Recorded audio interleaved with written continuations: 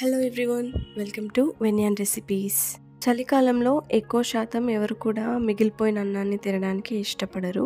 మరి ఈ సీజన్లో నైట్ మిగిలిన అన్నాన్ని పడవేసే పని లేకుండా ఒక మంచి రెసిపీని ఎలా చేసుకోవచ్చో ఈ వీడియోలో షేర్ చేస్తున్నాను. వీడియోని పూర్తిగా చూసి నచ్చితే లైక్ చేయండి. Let's start the video.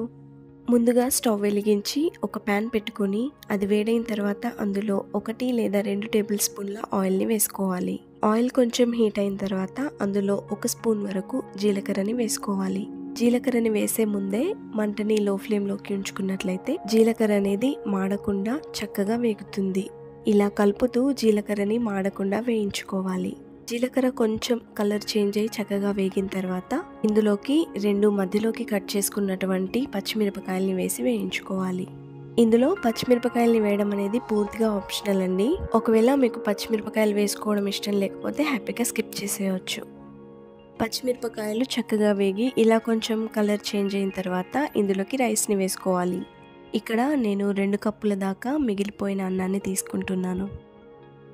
అన్నాన్ని వేసుకున్న తర్వాత ఇప్పుడు ఒకసారి ఈ అన్నం అంతా కూడా చక్కగా కలిసేలాగా బాగా మిక్స్ చేసుకోవాలి.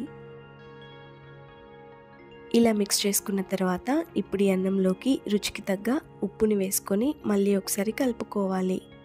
ఇలా చక్కగా మిక్స్ చేసుకున్న తర్వాత ఇప్పుడు దీనిపైన మూత వేసి మంటని లో ఫ్లేమ్లో ఉంచుకొని ఒక 5 నిమిషాల వరకు ఉడికించుకోండి.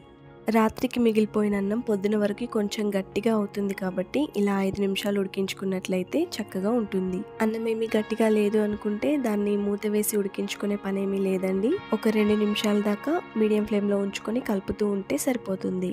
అంతే అండి. నైట్ మిగిలిపోయిన అన్నాన్ని పడవేసే పని లేకుండా ఇలా ఎంతో టేస్టీగా రైస్ని ప్రిపేర్ చేసుకోండి. ఇలా చేసుకున్న రైస్ని మీరు పప్పుతో కానీ మటన్, చికెన్ దేంతో తిన్నా కూడా చాలా టేస్టీగా ఉంటుంది. మరి మీరు కూడా ఒకసారి తప్పకుండా ఈ రైస్ని ట్రై చేయండి. మరి మీకు ఈ వీడియో నచ్చినట్లయితే వీడియోని తప్పకుండా లైక్ చేసి నా ఛానల్ని సబ్స్క్రైబ్ చేసుకోండి. బాయ్.